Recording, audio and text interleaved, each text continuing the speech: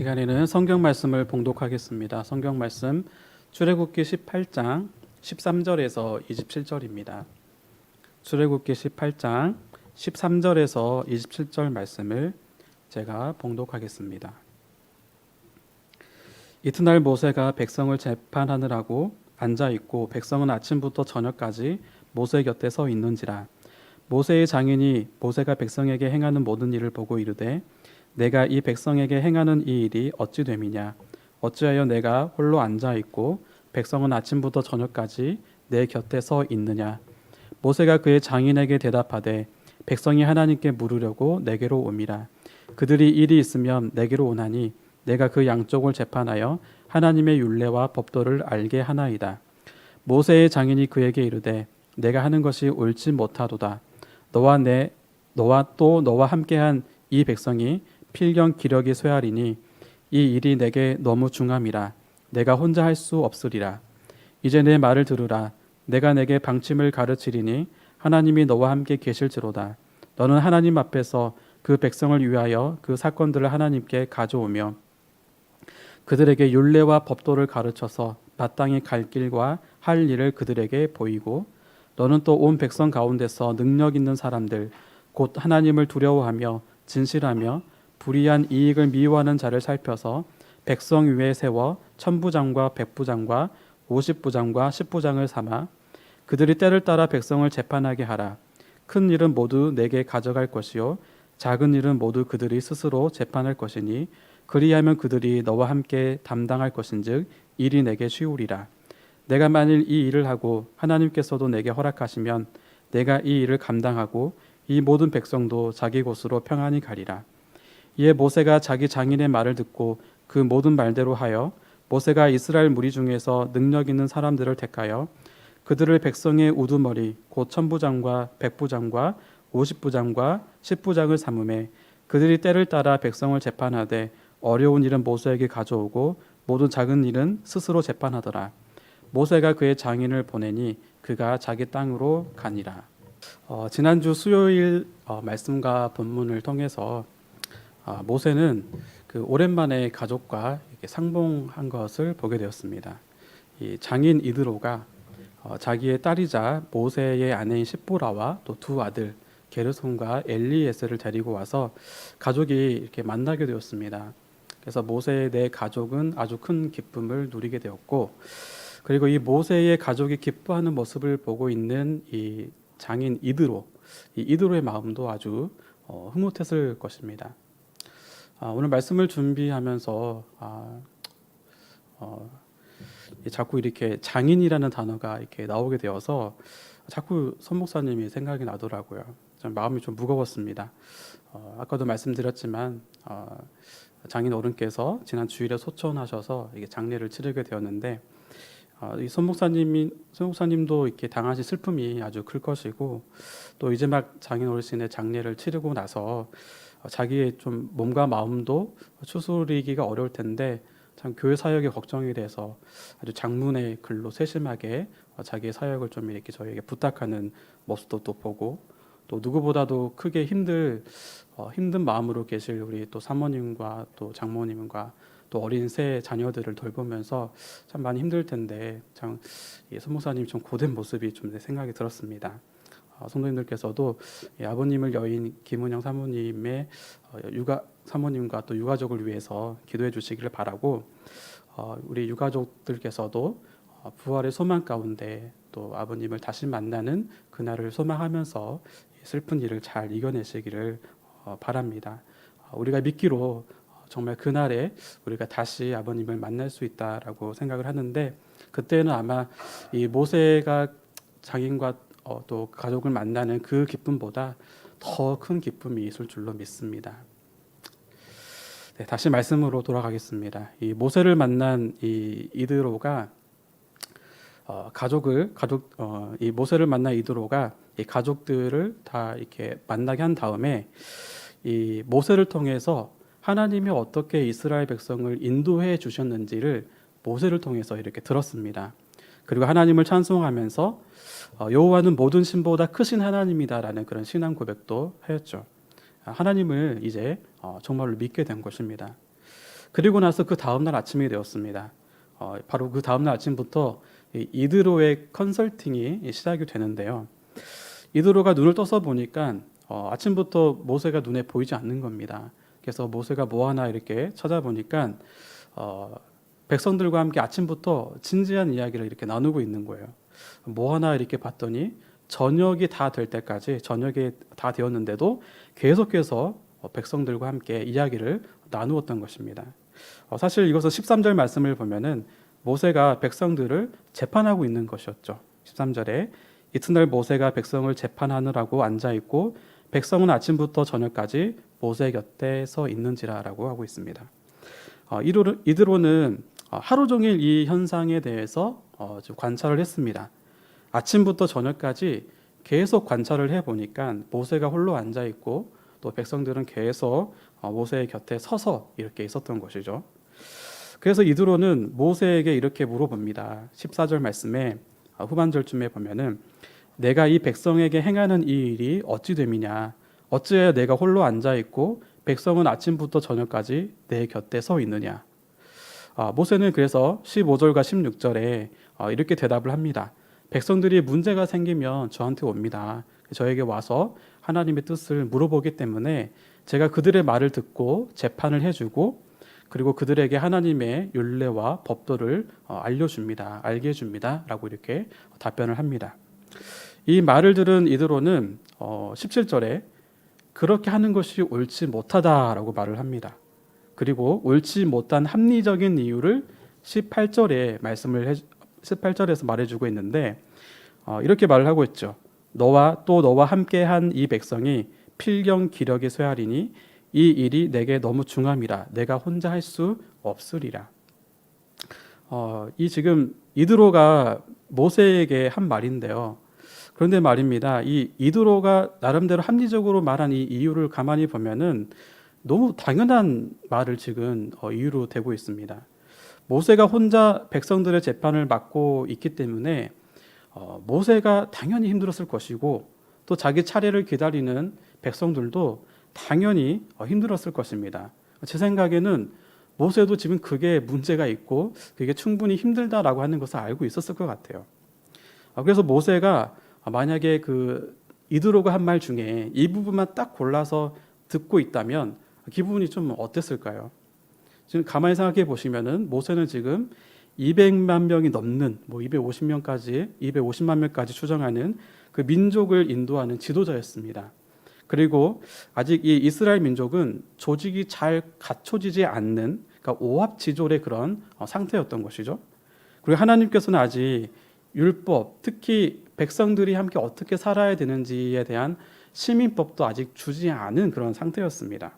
그럼에도 불구하고 모세가 백성을 사랑하는 마음으로 혼신의 힘을 다해서 백성들을 중재하고 또 재판을 하는 일에 열심을 하고 있었던 것이거든요.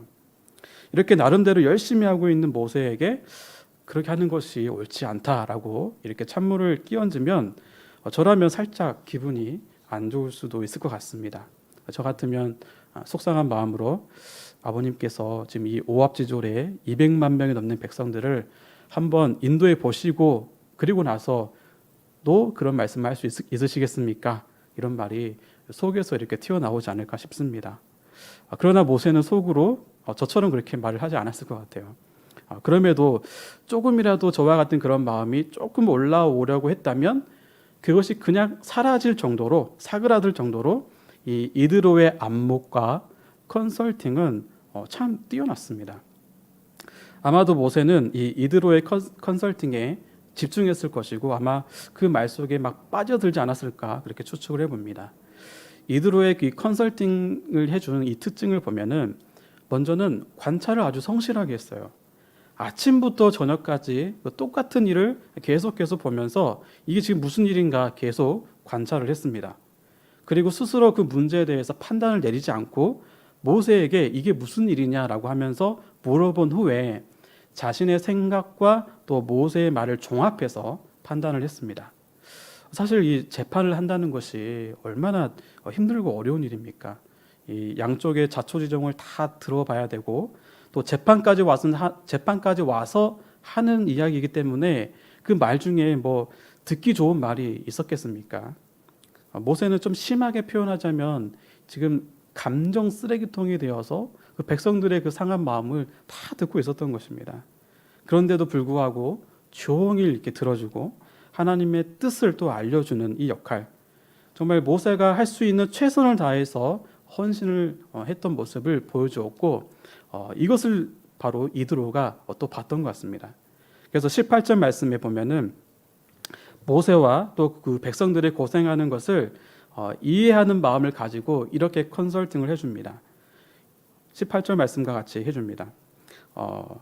이 컨설팅을 해주는 사람이 이 정도로 노력과 또 공감을 해주면 듣는 사람의 마음과 귀도 열리지 않을까요? 그런데 더 놀라운 것은 보통 사람들은 이 다른 사람들의 문제점에 대해서 잘 파악하고 말해줄 수는 있는데 이 솔루션까지 해결책까지 해결해 주기는 제시해 주기에는 좀 어렵습니다. 그런데 이 이드로 컨설팅은 해결책까지 제시를 해주었습니다.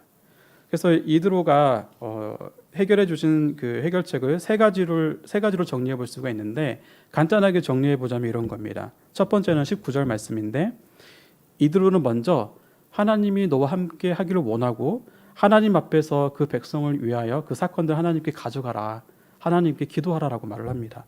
그리고 20절에 두 번째로 이드로는 백성들에게 적극적으로 이 율례와 법도를 백성들에게 가르쳐라라고 알려줍니다. 그리고 우리가 잘 알고 있다시피 21절 말씀에는 천부장, 백부장, 50부장, 10부장과 같이 백성의 우두머리를 세워서 재판을 하라, 이렇게 분업을 해서 일을 하라라고 이렇게 컨설팅 해줬습니다. 이들은 이렇게 문제 파악과 해결책까지 제시를 해준 겁니다. 그리고 모세는 이 이드로의 컨설팅을 받아들였고요. 모세뿐만이 아니라 나중에 신명기 1장에 보면은 백성들도 이 방안에 찬성해서 그대로 행하였다라고 모세가 회고하며 기록한 부분이 나와 있습니다. 이 이드로에 대해서 지난주와 이번 주까지 이렇게 묵상을 하게 되었는데 이드로를 참 묵상을 하면서 보니까 이 윤여정이 오스카에서 여우조연상을 탔잖아요. 이 미나리 영화에서 아주 훌륭한 배역으로 영화를 돋보이게 해주었는데 마치 그런 것처럼 이 이드로라는 사람이 하나님의 나라를 만들어 가는데 이스라엘이 세워지는 일에 있어서 참 훌륭한 조연이구나라는 그런 생각이 들었습니다. 이드로 입장에서 보면요, 이방 사람이었던 모세를 받아들이고 또 그에게 자기 딸까지 내어주고 또 40년간 그 모세를 돌봐주며 같이 지냈습니다. 또 모세가 이스라엘 민족의 출애굽을 할 수 있도록 이끌 수 있도록 다시 또 모세를 놓아주기도 했고, 그리고 이제는 출애굽한 이스라엘 백성에게 지혜롭고 또 효율적으로 그 백성을 인도할 수 있도록 획기적인 아이디어를 해결책으로 이렇게 제시해 주었습니다. 이드로 컨설팅을 제대로 이렇게 해줬던 거죠. 그래서 이 모세와 또 200만 명, 250만 명까지 추산되는 그런 그 이스라엘 민족이 이 이드로의 컨설팅으로 인해서 이전보다 더욱 이제 효과적으로 그 민족이 운영이 되어졌을 것입니다. 그런데 이렇게 큰 도움을 줬는데도 불구하고 이드로는 자기의 어떤 그 공로에 대해서 대가를 바라지 않고 27절 말씀을 보면은 바람과 같이 이렇게 사라집니다. 자기가 왔던 땅으로 다시 돌아가게 되죠. 그리고 이후로는 이드로의 모습이 보이지 않습니다. 이런 모습을 보면서 이드로가 참 훌륭한 조연이다라고 이렇게 생각하게 되는 것이죠. 그리고 이 이드로가 조연으로 등장해서 이드로 컨설팅을 해주는 이 사건을 묵상하면서 하나님께서 일하시는 방법에 대해서 중요한 원리도 저희가 깨달을 수가 있습니다. 모세는 이스라엘의 지도자로서 하나님의 말씀을 듣고 백성과 하나님 사이의 중재자 역할을 한 사람이었습니다. 그러니까 이 이드로가 모세에게 해주었던 이 컨설팅을요, 사실은 하나님께서 모세를 통해서 직접 해주실 수도 있는 것이었어요. 모세가 혼자서 힘들게 백성들을 재판하는 모습을 보면서 이드로가 컨설팅을 해줄 때 그때서야 비로소 하나님이 아차 저런 방법이 있었지 이렇게 깨달으실 일은 결코 없는 것이죠. 오히려 하나님의 컨설팅은 이드로의 컨설팅보다 더 뛰어났을 것이고 해주셨다면 또 효율적인 측면에서도 비교할 수 없는 그런 지혜가 하나님께 있으셨을 것입니다. 그럼에도 하나님께서는 이드로를 만나게 하시고 또 이드로가 평생을 통해 배운 지혜를 통해서 그 지혜를 모세에게 전해 주어서 그 방법을 사용하는 방식을 하나님이 허락하셨고 그 방법으로 이스라엘을 이끌어가게 하셨다는 것입니다. 우리도 살아가면서 삶의 여러 부분을 참 컨설팅을 받고 싶을 때가 있죠. 뭐 회사나 아주 큰 그런 기업들뿐만이 아니라 개인적으로도 그런 컨설팅을 받고 싶을 때가 있습니다. 물론 하나님께서는 우리에게 믿는 우리 신자들에게 말씀과 또 기도하는 가운데 하나님의 컨설팅을 우리에게 해주는 분이십니다. 그런데요, 그렇다고 해서 이 하나님께서 하시는 일을 기도와 말씀으로만 그것으로만 또 축소시킬 필요는 없습니다. 하나님은 소위 일반 은총 속에서도 우리에게 일을 하고 계시거든요. 다시 말해서 하나님께서는 우리 주위에 많은 사람들을 주셨고 또 우리가 어떤 좋은 글도 보게 되고 또 좋은 노래도 알게 되고 부르게 되고 또 여러 가지 취미 생활을 하게 되는데 이런 모든 것들을 통해서 우리의 삶을 인도하고 계신다는 것입니다. 그래서 여러분 죄 짓는 것이 아니라면 하나님이 여러분에게 허락하신 모든 것을 활용해서 하나님의 컨설팅을 받아보시기를 바랍니다. 이런 예화가 있지 않습니까? 홍수가 나서 주민들을 다 대피하고 있는데 한 사람이 하나님께 이렇게 기도를 했습니다. 나를 좀 구해달라고 기도를 하는 것입니다. 막 기도를 하고 있는데 통나무가 지나가서 그 통나무를 잡고 살 수 있을 뻔도 했고 또 보트와 헬리콥터가 구조대로 와서 그것으로 인해서 살 수도 있었습니다. 그런데 그때마다 하나님이 나를 살려줄 거라고 하면서 그 구조의 손길을 뿌리치게 되었고 결국에는 목숨을 잃게 되었습니다.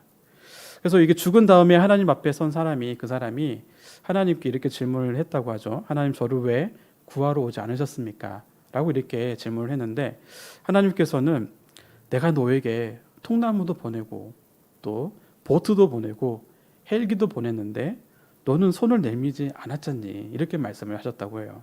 이런 예화가 있는데 사랑하는 성도 여러분, 하나님께서는요 우리의 삶 속에서 컨설팅 받아야 할 부분에 컨설팅을 해주시기 위해서 여러분 주위에 허락하신 많은 사람들이 있습니다. 친구들이 있고 동역자들도 있습니다. 하나님께서 허락하신 것들을 그냥 거부하지 마시고 가난한 마음을 가지고 하나님께서 주신 것을 받아들이고 또 그것들을 활용을 해서 하나님의 은혜를 누리시는 성도님들이 되시길 바랍니다. 하나님의 위로와 사랑은 우리가 말씀과 기도 가운데에서도 임하지만 우리의 생활 속에 주신 여러 가지 것들로부터도 하나님을 경험할 수가 있는 것입니다. 또 우리 중에는 때로는 너무 좀 많이 어리석어 보이고 또 형편없는 모습을 그런 모습을 컨설팅 받고 싶어 할 때도 있습니다. 누구에게는 아무 문제가 안 되지만 어떤 사람은 그 문제로 심각하게 고민하는 사람도 있죠. 원더라는 영화를 보셨습니까? 원더라는 영화가 있는데 그 영화 내용은 좀 이렇습니다. 그러니까 안면 기형으로 태어난 아이가 있는데 그 아이가 수술 때문에 얼굴이 굉장히 심하게 이렇게 안 좋게 변해 버렸습니다. 근데 그 아이가 세상을 마주해서 용기 있게 헤쳐나가고 또 극복하고 있는 그런 스토리를 담고 있는 영화입니다. 이 영화에서 그 험악하게 얼굴이 변해버린 이 주인공 어기가 자기를 극복한 다음에 이런 말을 합니다. 힘겨운 싸움을 하는 모두에게 친절하라. 힘겨운 싸움을 하는 모두에게 친절하라. 이 말은 또 찾아보니까 그 1세기의 유대인 철학자 필로가 했던 말이기도 하더군요. 사랑하는 성도 여러분, 혹시 여러분 중에 내 문제 중에서 너무 어리석어 보이고 또 형편없어 보이고 또 찌질한 모습을 컨설팅 받고 싶은데 나 같은 사람의 이야기를 들어줄까 좀 걱정하는 분이 계시다면 힘겨운 싸움을 하고 있는 여러분을 친절하게 대하시는 그 하나님의 컨설팅을 받으시기를 바랍니다. 이드로도 힘겨워하는 그 모세를 친절하게 대했거든요. 하물며 하나님께서는 분명히 여러분의 삶에 그 힘겹게 싸워가고 있는 그 일에, 그 싸움에 내가 비록 형편이 없고 또 부족한 부분이 있다 할지라도 그것을 정말 친절한 마음으로 다가오시고 이겨낼 수 있도록 또 컨설팅을 해주시리라고 믿습니다. 마지막으로 이 이드로 컨설팅의 핵심 가치를 짚어보고 말씀을 마치겠습니다. 하나님을 만난 이드로의 삶, 하나님을 정말 오랜 시간 동안 하나님에 대해서 듣고 마침내 모세를 통해서 확신을 갖고 그 하나님에 대한 신앙을 가진 이드로가 얼마나 하나님 중심적으로 삶을 바라보게 되었는지를 이 이드로의 말 속에 정말 고스란히 담겨져 있습니다. 그래서 이드로의 컨설팅을 다시 한번 보게 되면요, 19절 말씀에 가장 먼저 이렇게 모세에게 말을 했습니다. 하나님이 너와 함께 계시기를 바란다. 하나님이 너와 함께 계시기를 바란다라고 말을 하면서 너가 가지고 있는 그 백성들의 문제들을 다 하나님께 가져와서 기도하라라고 이렇게 말을 합니다. 제가 아까 설교 중반에 일반 은총으로 일하시는 하나님에 대해서 강조했습니다만 그것보다도 사실 우선돼야 하는 것은 바로 하나님을 여러분의 마음속에 모시는 것입니다. 그것을 잊으면 안 됩니다. 하나님을 마음에 두시고 하나님께 기도하면서 하나님과 같이 문제를 생각하면서 일반 은총의 도움도 받으시라는 것이에요. 만약 우리가 하나님을 우리 마음속에 모시지 않고 우리 중심으로 모시지 않고 일반 은총만 붙들게 되면 그것은 곧 우리의 우상이 되고 말 것입니다. 어르신들도 많이 하시겠지만 또 젊은 층의 또 분들은 뭐 페이스북이나 카톡이나 이런 SNS를 많이 하시잖아요. 이런 그 페이스북에 자기의 감정 같은 상태를 올리고 또 카톡 푸사에 자기의 상황에 대해서 이렇게 올리는 거, 그거 참 좋은 일이죠. 서로 기뻐할 때 기뻐하고 또 서로 격려할 수 있는 거 참으로 좋은 일입니다. 그런데 만약 내가 하나님께 향한 그런 깊은 심지가 내려지는 것이 없는데, 하나님께 심지가 없는데 그냥 사람들의 위로만 바라보고 또 사람들의 관심만 바라보면서 자꾸 이렇게 프사를 바꾸고 있다. 그렇다면 그것은 우리의 우상이 될 확률이 굉장히 높습니다. 또 이 코로나가 점점 지금 완화되고 있는 모습을 좀 보고 있는데 이 백신의 소식을 듣고 있어서 그렇습니다. 이 백신의 도움으로 인해서 코로나로부터 벗어날 수 있을 거라는 그런 희망도 계속 이렇게 보고 있게 되는데요. 이렇게 희망이 보일 때일수록 하나님께 우리가 더 기도해야 됩니다. 그렇지 않으면은 자칫 이 백신을 만든 인류의 의학 기술을 우리의 우상을 가지고 우리의 우상으로 삼을 수가 있기 때문입니다. 하지만 우리가 이런 상황에서 점점 극복되고 있는 상황에서도 여전히 하나님을 의지하고 하나님의 일하심을 믿고 그 가운데서 백신을 받는다면 우리를 긍휼히 여기시는 하나님의 은혜에 감사하는 시간을 갖게 될 줄로 믿습니다. 또 이드로는 간단하게 말씀을 드리자면 또 이렇게 컨설팅을 해줬습니다. 20절 말씀에 율례와 법도를 가르쳐서 백성이 배우게 해라. 하나님의 말씀을 잘 배워야 한다는 것입니다. 또 21절에는 우두머리를 세울 때 무엇보다 가장 먼저 하나님을 두려워하는 자를 앞세워서 조언을 해주었습니다. 그리고 마지막 23절에는 내가 만일 이 일을 하고 하나님께서도 내게 하나님이 허락하시면 이 일을 감당하라라고 이렇게 하나님 중심적으로 이드로가 컨설팅을 해주었습니다. 사랑하는 성도 여러분, 이 이드로의 컨설팅을 여러분께서도 마음속으로 받아들이시기를 축복합니다. 그래서 우리가 일상을 살아갈 때에 하나님을 두려워하는 마음, 경외하는 마음을 가지고 살아가고 또 진실한 마음으로 살기에 힘쓰고 또 불이한 이익을 미워하는 자가 되어서 우리 모두가 다 영적인 우두머리, 지도자로 세워지기를 바랍니다. 그래서 하나님의 나라를 세워가는데 귀하게 쓰임받는 그 역할을 잘 감당하며 쓰임받는 하나님의 자녀 또 하나님의 백성 그리고 하나님의 군사가 되기를 주님의 이름으로 축원합니다. 기도하겠습니다.